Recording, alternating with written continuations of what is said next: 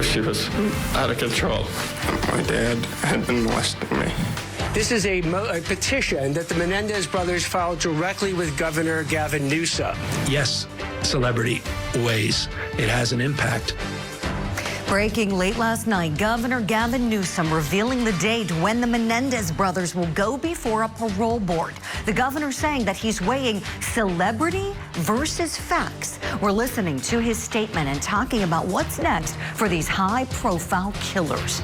And the search for the missing University of Pittsburgh student intensifies. Surveillance footage showing her last walk out on the beach and her alleged companion returning home alone. Also this hour, we're spotlighting the new charges for the former NICU nurse accused of breaking the bones of premature babies. Plus, we've got more trouble for the mother who allegedly abandoned her kids for years in filth. Officials are saying she also committed welfare fraud. It's all coming up next for you right here on Opening Statements.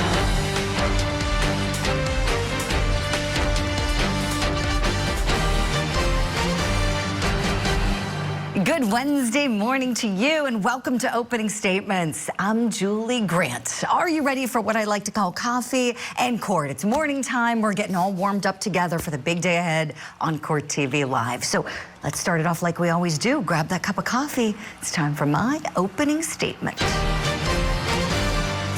I don't feel bad for him. Prison officials say that Scott Peterson was assaulted after a game of pickleball. They say that he hit the ball directly at another inmate who obviously didn't like that very much, and that inmate gave Peterson a beatdown. They say that his injuries weren't serious enough to warrant a trip to the hospital. He just got a good old-fashioned whooping out in the prison yard. What kills me about this is not that he got a little payback for the cheap shot. Good. What really boils my blood is that this lying, cheating, smug-faced wife and unborn baby killer gets to play pickleball. It's not fair. Sadly, there are many good, upstanding citizens who aren't in prison right now and who haven't killed two people who aren't fortunate enough to be able to play pickleball. But yet, scumbag Scott Peterson gets to. Life isn't fair. Lacey Peterson and baby Connor Peterson should be alive today. Lacey would be 49 years old and Connor would be 23. They are the ones who should be here to play pickleball. But no, Scott Peterson made the selfish decision to end their lives. And for that reason, he shouldn't get to enjoy the fun things in his life. That's my opening statement. Let me know if you like it. Right now, it's time for your daily docket. Hopefully the facts will speak for itself. So I'm very confident. They're saying I planned it. They're saying I planned it.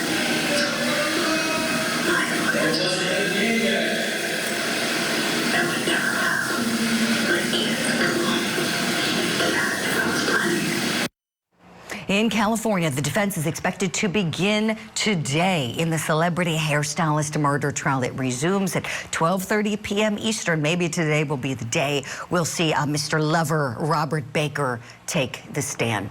In New Hampshire, we're following our newest trial we have for you. This one is called the Bad Blood Shooting Case for Jason Levesque. This guy's accused of shooting his neighbor 6 times after an argument over snow plowing. That trial is going to start up at 10 a.m. Eastern. We're going to go there together when it does. In Wisconsin, we've got Reed Galinsky. He's got a motions hearing this morning at 9:30 a.m. Eastern. He's the teenager who's charged in the stabbing death of his mother. Prosecutors say he was inspired by the Menendez brothers in their story as laid out in the Netflix show. Now, to our top story this morning, bombshell breaking news overnight about the Menendez brothers. It looks like the convicted killers could be one step closer to freedom. California Governor Gavin Newsom revealing on his podcast, that's right, revealing it on his podcast, when Erik and Lyle will appear before a parole board. Does what the DA just said, does that influence the process that's being conducted by our board of parole hearings? It doesn't. It may influence the court. The court resentencing will continue to go forward. The DA now, the new DA, is pulling back, recommending from the Menendez brothers to be resentenced, but it doesn't impact the process that's underway, that review for clemency in my office or the independent risk assessment that will be concluded on June 13th by the Board of Parole Hearings. Newsom goes on to say that after the hearing, the parole board will then finalize their risk assessment, and then they will send it to his office. From there, he'll consider the board's findings in that risk assessment as part of his decision as to whether to grant the brothers clemency. Newsom also said that the risk assessment will be sent to the judge for consideration for potential resentencing. Now, earlier this week, we heard the LA County District Attorney Nathan Hochman talking about that, saying he does not support resentencing for the Menendez brothers. So we're wondering, will Gavin Newsom grant the siblings clemency? Let's talk about it. Let's bring in our legal eagles we have with us this morning, attorneys Kesia Early and Franz Borghardt. Good morning to you both. Kesia, what are your thoughts on what Gavin Newsom shared last night? Yeah. It appears that there could be a possibility. I was thinking the same thing. He doesn't have the same ring as the LA district attorney, who really was just opposing it. And he really took time and read the trial transcripts. He really dug deep with all of the trials that occurred with the Menendez brothers and really laid out the reasons why he believed that not only were the Menendez brothers involved, but they consistently lied and failed to take responsibility for their actions. State Attorney Nathan Hochman just really considered the facts. I believe he looked at the trial transcripts and he really laid out that this newly, quote, discovered evidence could have possibly been newly created evidence, because if they had a possibility that it was out there, why didn't the attorney present it in the first place? I don't believe that the Menendez brothers are deserving of mercy because they show consistency of lying. And I do not believe that the punishment was so severe to warrant resentencing. So hopefully celebrity involvement should not override the influence of the court or the facts. And the facts in this case is clear. And I do believe that they should remain in prison. Kesia, thank you for all of that. I'm so glad you brought up the celebrity factor. This was something Gavin, can't say his name, Gavin Newsom talked about on his podcast. Let's take a listen. Yes, celebrity weighs. It has an impact, but in what direction does it weigh? Sometimes it's used actually against people because they're so high profile, they're actually held to a higher level of scrutiny and standards. At the same time, you don't want that celebrity also to influence on the other side. So it's a balancing act, but I'm deeply mindful of it.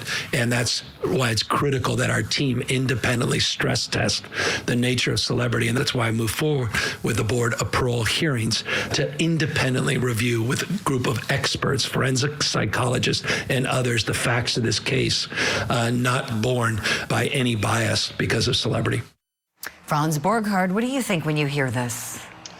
I think announcing this on a podcast is a telegraphing of future decision-making. I think this governor, and look, we have two different politicians with two different positions. One is the district attorney, one is the governor. One is giving good, sound legal reasons for not wanting resentencing and not wanting to overturn anything. And the other is kind of, it feels like testing the waters on the podcast. So I think he's going to grant clemency, but I think he really is going to follow whichever way the wind's blowing politically to give him some political collateral based on that decision. And look, that's the governor's pleasure. Part of being a governor and being able to be the final say in a clemency parole decision is you get to make the decision. Now, what you're basing that decision off of might be good, sound reasoning, and it may be, hey, a lot of people like these two guys, and it's popular to grant them some kind of clemency. But I got to tell you, Julie, it sounds like he's already made his decision. Yeah, it sure does, Franz. It sure does. I've got another clip for you both where he's talking about the risk assessment that's being done right now on these killers. There's no guarantee of outcome here. My office conducts dozens and dozens of these clemency reviews on a consistent basis, but this process simply provides more transparency, which I think is important in this case, as well as provides us more due diligence before I make any determination for clemency. Okay, so he's talking about the process. What about his process here? Franz, you touched on this, and I'm so glad you did. Casey, you know, the thing that struck me, so I was sound asleep on the East Coast last night when apparently he's podcasting. And I'm thinking, okay, so this is the governor. This is something that is official business he's dealing with as a governor, yet somebody correct me if I'm wrong, it looks like a personal podcast to me. It seems like there's some lines being blurred here. I don't know that this is the appropriate place for it. Your thoughts on that? I agree. When I was reading the link, this lacks professionalism. You would think that he would have held a press conference or had it at, you know, maybe his office, something more formal. But when you're announcing something that will not only impact the Menendez brothers, but also set the precedent, or you're saying that you're going to be consistent, and this case requires more due diligence, it also doesn't appear to be fair. So I agree with my colleague that there's a great possibility just how he's talking. He sounds optimistic. It's more positive as opposed to the district state attorney who held an official presentation, press conference, and really laid it out methodically, and he really went through the evidence. So I was kind of thrown back how this announcement was made on a personal podcast. It kind of seems to elevate his position in the political arena. Sure does, Casey. It sure does. It seems like he's hoping to do that. We all know the wildfires happened. We all know people were very upset at him. I'm not saying whether it was right or wrong, you know, the decisions he made and things he's done, you know, not for me, but we know he took some serious heat. And so that, I think, can't be ignored at this time when we're looking at this high-profile case. And as you noted, Casey, you contrast Newsom on his podcast where he's got his Twitter, his X handle, you know, embedded in the video so people see that, with Nathan Hochman, who does it the right way, giving the press, you know, the time, you know, to plan for the press conference, and he stands at a podium and goes through the rationale almost like a judge would give an opinion. Let's take a look at a clip from his last one. The key issue of exhibiting insight, full insight into their crimes, and completely accepting responsibility for their actions, this is where the Menendezes, like Sirhan, also fall short. Franz, do you think that in Menendez mania, where these guys are actually getting fans and becoming sympathetic figures to some people, do you think that the real true facts of the case, the things we've heard D.A. Hochman talk about, are getting lost, or that people aren't taking the time to learn about them, suborning perjury, all the lies they've told, the fabrications of evidence that they did? Do you think that people just aren't taking the time or don't care? I'm just curious how you think people view the case after the popular docuseries. So if you're a fan, and I use that word cautiously, if you are a fan and you believe that they should get a free pass because they were abused, which, by the way, is not the law. Unfortunately, the history of abuse, whether it happened or didn't happen, doesn't give you a get out of jail free card as to guilt. Now, it may be a major factor in a parole determination, which, by the way, parole is different than, hey, exoneration. Parole is about considering you as a whole person based on what you were before, what you've done since you've been in the Department of Corrections. So, yeah, I think it's gotten lost. I think that, you know, the irony is what the governor was talking about is celebrity treatment. I think these guys are getting a level of a treatment that most folks wouldn't get that were abused, if they were, in fact, abused. So, and look, they've put themselves in this boat of inability to find them credible by the lying, by the inconsistency. That is what shoots your credibility, Julie. And if you've shot your own credibility, then what are we really relying on? Exactly, Franz. Exactly. Excellent points that you and Casey have made. I could talk about these two all day. We're going to leave it here for now. Again, June 13th would be the day they go before the parole board. Doesn't mean we have a decision that day. We'll just know more about the risk assessment that's being done. Stand by, my legal eagles. We're going to hit a break. When we come back here on opening statements, here's what we've got. To learn what this person did, and it makes me sick. It truly makes me sick. The former NICU nurse who allegedly broke the bones of babies is now hit with more charges. We'll talk about it. But first, we're digging deeper into the spring break disappearance of a University of Pittsburgh student. When was she last seen, and who was she last with? We'll talk about it. Grieving widow or mastermind behind a murder. Monica Cimentelli is accused of plotting to kill her husband. Famed celebrity hairstylist Fabio Cimentelli. Prosecutors say she and her lover killed Fabio to collect a big life insurance policy. The defense may say she's a bad woman, but she wouldn't be involved in a murder. It's a whodunit Hollywood story, but will there be a twist that no one sees? The celebrity stylist murder trial, today, only on Court TV.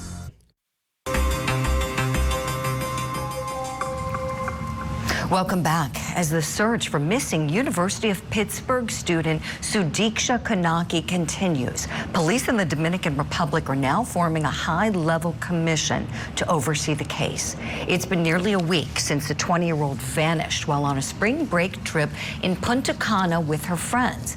New hotel surveillance footage shows what's believed to be the last known image of Konanki right before her disappearance. Here's Konanki walking toward the beach with a man while two others were following behind, as you can see. Now, she reportedly stayed on the beach with some people that she met on the trip. Less than an hour later, we see cameras capturing the group returning, but with no signs of Konanki. Now, this is right before 9 a.m. The man believed to have been with her is seen leaving the beach area by himself. Now, according to the Loudoun County Sheriff's Office in her hometown in the state of Virginia, 24-year-old Josh Rebe has been named a person of interest. Now, this is still a missing persons investigation. This is not a criminal investigation at this time. We're asking, what happened to Sudiksha Konanki? I have two great investigators standing by. Let me bring them in now. Crime scene investigator Cheryl McCollum is back on the show, and so is private investigator Manuel Gomez with Black Ops Private Investigations. Great to have you both here. Cheryl, may I start with you, please? Your thoughts on what may have happened to this beautiful young lady? Well, I mean, obviously, the fact that she was last seen with somebody that she doesn't know. He's changed his story multiple times. He returns to the hotel without her, and he showed no concern of where she was. He did not alert her friends or law enforcement that she was missing. So obviously, there's a lot of red flags here for me. You sure are, Cheryl.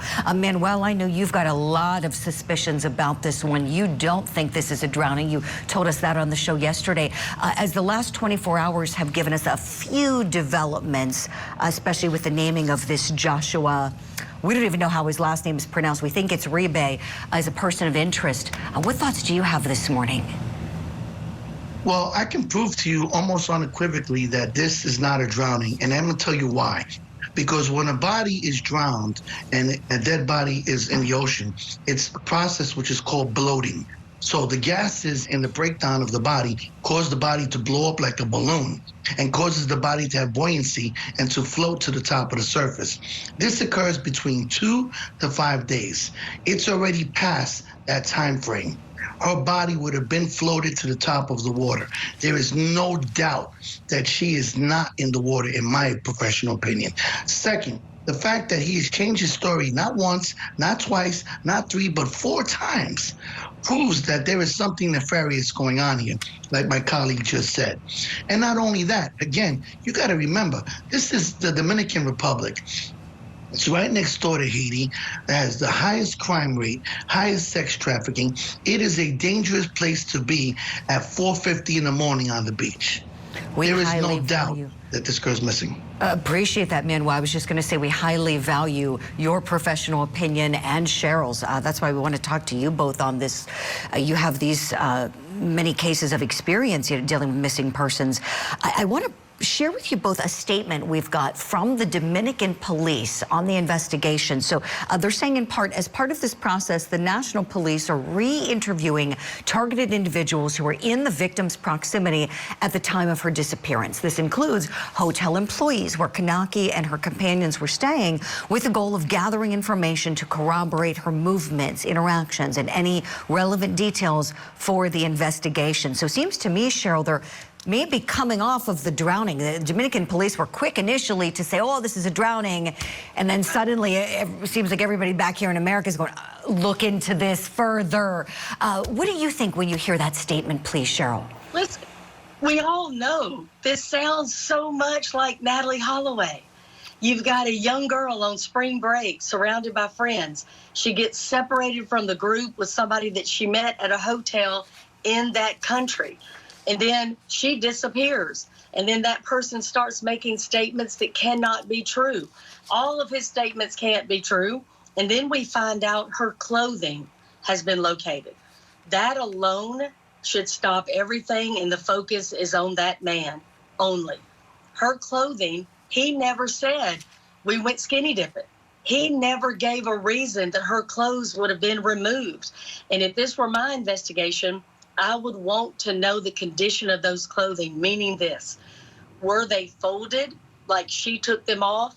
Nobody's going to just take their clothes and throw them in the sand and put sandy underwear back on to walk to a hotel. She would have folded them inside her shorts, inside her shirt.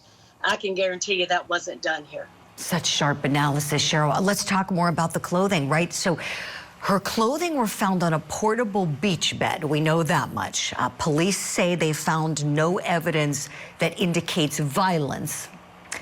We know that the details of the case have many people on high alert back in Pittsburgh, where this young lady was studying. Let's take a listen.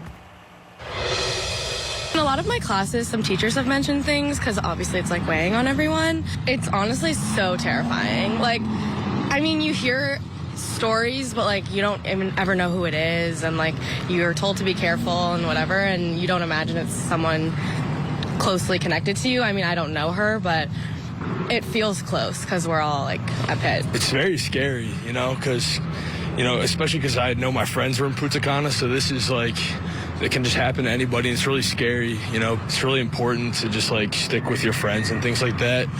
And, you know, I just really hope that we can get it figured out and hopefully find her, you know. So let's dig in on the timeline. On March the 6th, that morning, that's what we're keying in on. This is all based on hotel surveillance footage. 4:15 a.m., Sudiksha Konanki's last seen on surveillance footage. 4:55 a.m., 5 women and 1 man leave the beach. Now, she was with that group, but not with them at 4:55 a.m. Then at 8:55 a.m., the man believed to be Joshua Ribe, who was with her when they were heading to the beach, leaves the beach area. No sign of Sudiksha Konanki. 4 p.m., friends report her missing to hotel staff. And we know when they went looking back at that portable beach bed, they see her clothing there. Wonder why officials in the Dominican Republic were so quick to declare this a drowning. Manuel, why do you think that is? Because, you know, one, you don't want to automatically say a murder because, you know, it affects tourism. And the Dominican Republic, that's like 50% of their economy is based on tourism. So, of course, they want to say a drowning. And, yeah, granted, this hotel, Julie, I don't know if you know, has had 3 drownings since January, okay, because of the strong current. But, again, like I said, I don't believe it's a drowning. This man is seen walking off with her. You see on the pictures there, he has a shirt on. He comes back, he looks like he's been through the mill. He has no shirt on, no shoes on. Where's his clothes?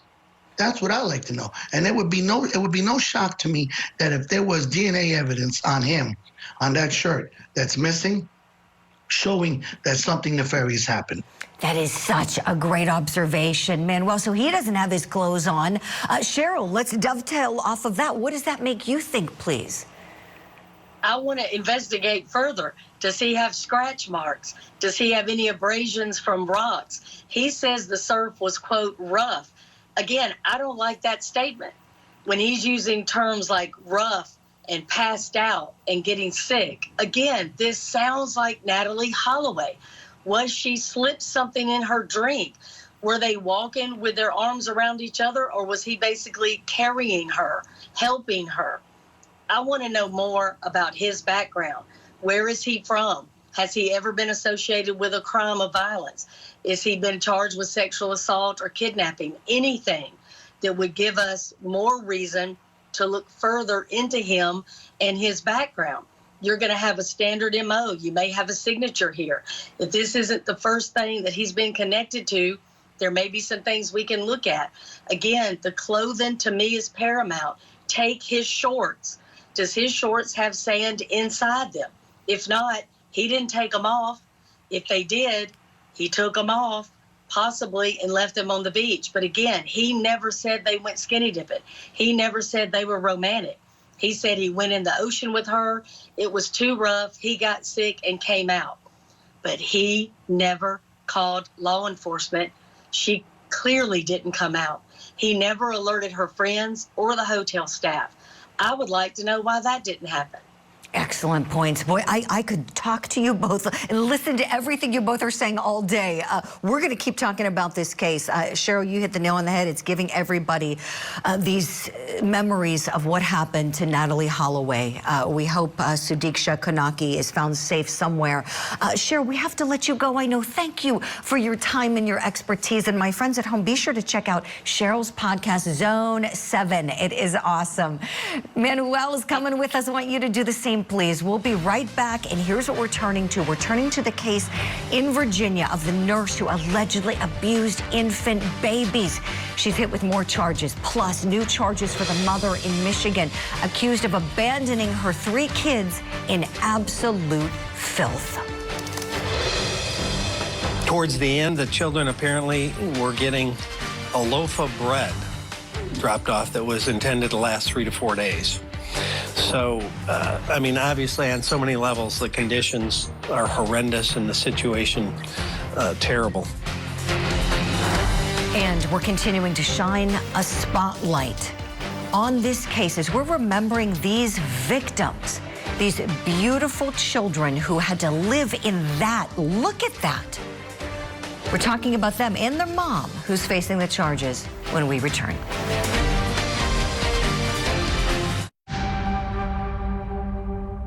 It was intentional, it was child abuse, it was the most severe level that it can be, and that kind of like definitely opened our eyes to it, because nobody had ever said that before. Nobody had ever said, this is child abuse, this was intentional. This morning, we're continuing to shine a spotlight on the case against former NICU nurse Erin Stratman. You may remember, she's the nurse accused of breaking the bones of NICU babies that she was tasked with caring for. This occurred between the year 2023 and 2024, according to investigators. It started with charges pertaining to 1 infant, and now the list of charges continues to grow as a grand jury has just returned 6 indictments against this lady, bringing her official total of alleged abuse to 3 babies at this point in time. Now keep in mind, just last month we covered her getting a $25,000 bond. How will these new charges affect her bond now? And could we see even more cases as authorities continue reviewing records? That's what I want to know. How many babies were hurt here? So let's talk about the investigation and what the charges mean for this woman. Let's bring back in Manuel Gomez and Franz Borghardt. Manuel, let me start with you as it pertains to the investigation. So you hear about 3 babies hurt. What are some of the things that police may be doing right now to ascertain if there were other babies and how to find out if these other babies were harmed and if so by her? Well, right now the police would unequivocally be coming after the hospital because there was not just Erin who was suspended. There were 4 other nurses who were suspended as well. That's one. And 2, all right, due to the nature of these injuries, you know, a child's bones are very pliable when they're being born. So the fact that these bones were snapped, there is no doubt that this was an act of hate. And I believe that Erin should be charged with a hate crime because there's some fact that the news is really not focusing on. Do you know, Julie, that these kids were black? Most of these kids were black. Why isn't she charged with a hate crime? And that's something I'd like to know. Thank you for that, Manuel. Thank you for that. I remember we reported that early on. I know we've done a couple stories on this. And so, yes, most of the babies were black. From what I understand, there might have been 1 or 2 babies that were white that were hurt. I mean, but babies, I mean, this just, I think it boils anybody's blood who looks at this case and says, how can an adult harm a child? And apparently, this lady, Franz, apparently her counsel was indicating has some mental health difficulties. We don't know the particulars, but gosh, you would have to think someone wouldn't be in their right mind to do this if she did. What things might her defense attorney be doing right now, hearing that there are 2 more babies officials are charging her with harming? So some people just make it very easy for you to hate them. And if you're defending those sorts of people, you've got to take a step back and realize you're on the triage battlefield. And we're not talking about probation. We're talking about what can we do to get you an out date in prison. She is looking at significant incarceration unless there is some kind of genuine, keyword, Julie, genuine mental health issue that explains why in the world would she hurt some of the most vulnerable human beings on the planet in a NICU. You're doing the best you can at this point, right? And you're hopefully, and look, if there's 3, there's probably more than 3, and that's the unfortunate reality. Right. Excellent points you're both making. You both really have me thinking this morning. Manuel, going back to what you said, I love your thoughts on whether they can tack on a hate crime charge for her. And you're right, they may be able to do it with the race of the babies or also maybe with the gender. As I recall, and there hasn't been a lot of local reporting on this, so we're not sure yet all of the gender of the babies, but I believe they were all little boys. If I remember correctly, and my producing team is correct or confirming here what I'm saying. Thank you for that. All little boys. So that's another way to go about it. There may be 2 racially, you know, and with the gender of these children being boys. Manuel, if you could interrogate this lady, boy, how we would love that. What would you say to Erin Stratman? I would talk about what was her mental state regarding the hatred of her boyfriend. I think it was because of the boyfriend and the kid that he had with someone else is what caused her to take this vengeance out on these innocent children. But, you know, one of the things that I would also do on this case is I would really look into the hospital because their ethics board failed. They failed these parents. The system failed. She was suspended for a year with pay, Julie, with pay. I mean, that's egregious. And then you bring her back. You don't err on the side of caution and release her. This is disgusting. Yeah, it really is. And you said something I was unaware of, Manuel. Did you say that she had an issue with a boyfriend and she was jilted because he had a baby with someone else? Wow, I love when you dig so deep. So maybe that's motive you're giving us right there. Thank you for that. Franz, what about the bond for this lady? Because this is something, we know bond's not punitive, but oh my gosh, people hear this stuff and think, lock her up right now, even just on the charges. What do you think her team should be most concerned with here? If I'm her team, I'm worried about this court saying no bond.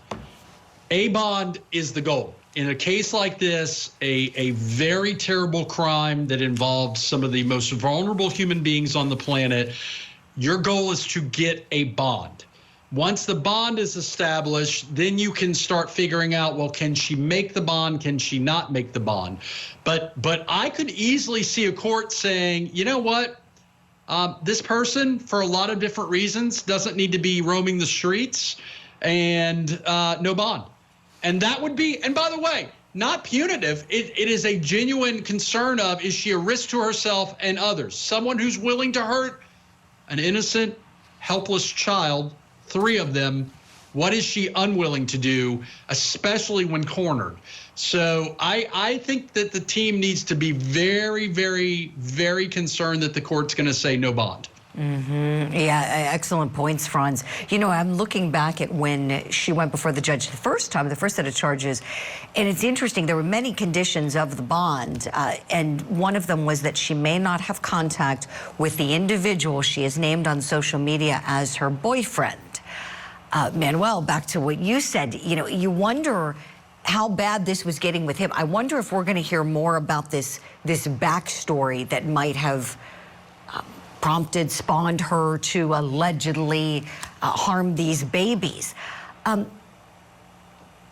How dangerous do you think this lady is, Manuel? With my client, I think she's extremely dangerous, and I think the possibility of her committing suicide, because now that she realizes what type of charges are coming up on her, and these charges weigh anywhere between 15 to life, you know, and I think that she's a threat to herself and a threat to society. So I hope that they, like he said, take away her bond. Yes, yes. Throw the book at this defendant. Such a great conversation with you both. Franz, Manuel, thank you kindly. Coming up next here on Opening Statements, the mother accused of abandoning her 3 kids, leaving them in filthy conditions for years. Well, she's facing some new charges. We'll talk about it next. Lori Daybell. Already convicted for the murders of her children. Doomsday cult mom is now lawyer Lori. She's representing herself. On charges of conspiring to murder her 4th husband. She said, I can murder you now. She really thinks she's equipped to try this case. She appears very sure of herself. I have real trial experience. It's going to be a strange trial. We'll see how it plays out. The Cult Mom Conspiracy Trial. Live coverage coming soon, only on Court TV. Now for what's tipping the scales of justice, we've got 2 big developments in the case of the Michigan mother accused of abandoning her 3 children in a house of filth. That mom is now facing additional charges this morning, and her bond has been drastically lowered. Officials say that Kelly Bryant left her 3 kids alone for years inside of a dirty, feces-filled townhouse in Pontiac, Michigan. The local sheriff expressing outrage when it happened. That's going to be a very long process to figure this all out, not just how they are both mentally and physically, but how did this ever happen, that to have these kids fall through the cracks on so many levels with relatives, the community, and with schools. Bryant's already charged with 3 counts of first-degree child abuse, and now she's charged with welfare fraud as well, as police say she was collecting nearly $30,000 in payments between 2022 and 2025, and certainly not using those payments to help her kids. Doesn't that make you sick? Let's talk about how that may tip the scales in this case. Still with me, attorney Casey Early, and I want to welcome in attorney and the former director of Family and Children's Services in the state of Georgia, Mr. Tom Rawlings. Great to have you both here. Tom, let me begin with you on this one. Your thoughts on this case as a whole, and also on the new charges just tacked on for this woman. Sure, Julie. I think certainly the new charges are yet another hammer against her, which is great. You know, in general, I would agree with the sheriff. This is a situation in which these poor children fell through the cracks. They were essentially left alone to fend for themselves, maybe with some DoorDash or Instacart deliveries every week for 4 years. Can you imagine that? And yet supposedly Ms. Bryant, there were two fathers of the children who were around town. Supposedly Ms. Bryant's family was in town. There obviously would be neighbors. These children were not in school, so no one bothered to say, hey, it's Christmas, where are my grandchildren? Hey, it's Christmas, I need to get toys to my children. Why aren't these children going to school each day? Great points, Tom. Let's talk about that. I have some fast facts for you both here. So the garbage was piled as high as 4 feet. Mold, human waste found all throughout the house. The girls were found in the bathroom. Boys told the deputies their mother abandoned them in the year 2020 or 2021. The mother had contact with the boy, had not seen the girls in years. None of the kids attended schools, and the girls had not been outside of the house for years, hadn't even gone outside. The boy went outside to feel the grass and check the mail. Officials reported when they gave the children toothbrush and toothpaste and took them to the restroom after they were rescued, they didn't know how to brush their teeth or flush the toilet, and their toenails were so long they had trouble walking. Casey, I remember when we spoke to you first about this case, you were moved to tears about this one and what happened to these kids. What does it make you think when you hear that mom was getting money coming in and not using it to give her kids the basic necessities? Yes, Julie, when I first heard this case, I didn't know the severity of the allegations, and it just really hurt my heart. And I went to court that day just thinking about this entire case, that almost $30,000 that should have been allocated to the children for basic necessities, not anything elaborate, and she spent it on herself. It makes me sick with the additional charges, let alone the foundation of the charges. And going back to what my colleagues stated, you had the grandparents, you had her siblings, which would have been their aunts and uncles. No one checked on these children. So not only were they neglected by mom, but they were neglected by their own family. And that is what hurts more emotional for these children. They're going to need long-term counseling in this case. And what also, this case also highlights the need for a check and balance system within the school system. Because had there been a way or some type of computer notification that these children are not enrolled either in homeschooling or regular school, they would have been found much sooner. And with her receiving these checks, there should have been maybe a monthly welfare check on the children, something. So many systems failed these children. I hope that the state of Michigan will implement more rules and regulations when you're receiving government assistance in order to check on those who should be assisted. I love that point, Casey. I thank you for that. Tom, I see you nodding. I know you love that point too. Your thoughts, please. Yeah, I would absolutely agree with Cassia. We had a situation kind of like this in Georgia one time where children were removed from the school system. They weren't going to school. They were they were found dead. It was terrible. But as she mentioned, in this situation, these children were at one point in school. That school received a request to transfer the children's records to another school, but it appears the children actually never went to school after withdrawing from the first school.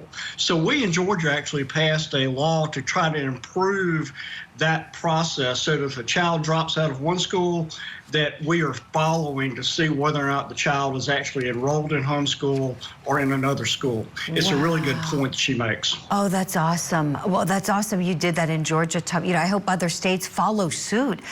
Gosh, this is horrible. I could talk to you both all day. Great conversation on such a tough story. Goodbye, and thank you to you both for your analysis and your expertise. Casey Early, Tom Rawlings, we'll look forward to having you both back here very soon. That is all for opening statements, friends.